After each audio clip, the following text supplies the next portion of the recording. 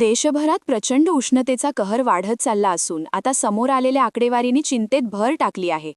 जगातील सर्वाधिक उष्ण शहरांच्या यादीत भारतातील तब्बल 92 शहरांचा समावेश झाल्याने यंदाच्या उन्हाळ्याची तीव्रता किती वाढली आहे याचा अंदाज येतो. देशातील बहुतांश भाग सध्या तीव्र उष्णतेच्या लाटेखाली सापडला आहे. मैदानी प्रदेशात अंगाची लाही लाही करणारा उन्हाचा तडाखा जाणवत असून तापमानाने अनेक ठिकाणी उच्चांक गाठला आहे. सूर्यकिरणांची तीव्रता यापूर्वीपेक्षा अधिक वाढल्याचे स्पष्ट दिसत आहे.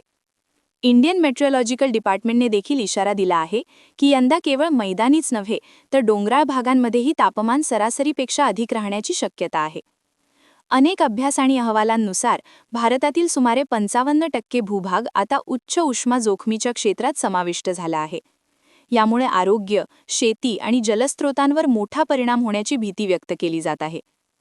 जागतिक स्तरावर माली, बुर्किना फासो, सेनेगल, कुवेत आणि इराक हे देश पारंपरिकरित्या उष्णतेसाठी ओळखले जात असले तरी सध्या भारतातच उष्णतेचा सर्वाधिक तीव्र परिणाम दिसून येत आहे. दरम्यान गेल्या 1.5 दशकात जागतिक तापमान सातत्याने वाढत आहे.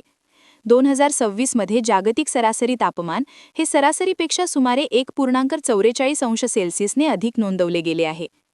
तज्ज्ञांच्या मते 2027 मध्ये ही उष्णता आणखी वाढून नवे विक्रम मोडले जाऊ शकतात. त्यामुळे हवामान बदलाचा वाढता धोका आणि त्याचे गंभीर परिणाम याकडे आता अधिक गांभीर्याने पाहण्याची गरज व्यक्त केली जात आहे. बदलत्या हवामानामुळे दिवसाबरोबरच रात्रीही उष्ण होत आहेत. जेव्हा किमान तापमान सरासरीपेक्षा 6.4 डिग्री सेल्सिअसने वाढते तेव्हा त्याला तीव्र उबदार रात्र असे म्हटले जाते. भागलपूर, तालचेर आणि आसनसोल येथे 44 डिग्री ते 45 डिग्री सेल्सिअसपर्यंत तापमान नोंदवले गेले आहे. CEEWच्या अहवालानुसार भारतातील 734 जिल्ह्यांपैकी 417 जिल्हे उष्णतेच्या उच्च जोखमीच्या क्षेत्रात आहेत.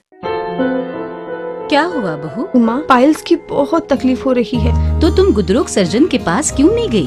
देखो, जैसे हार्ट के लिए हार्ट स्पेशलिस्ट, ब्रेन के लिए ब्रेन स्पेशलिस्ट, तो पाइल्स के लिए पाइल्स स्पेशलिस्ट क्यों नहीं? स्त्री हो या पुरुष, टॉयलेट में तकलीफ केवल पाइल्स ही नहीं और भी कई प्रकार के गुदरोग तथा कैंसर भी हो सकता है.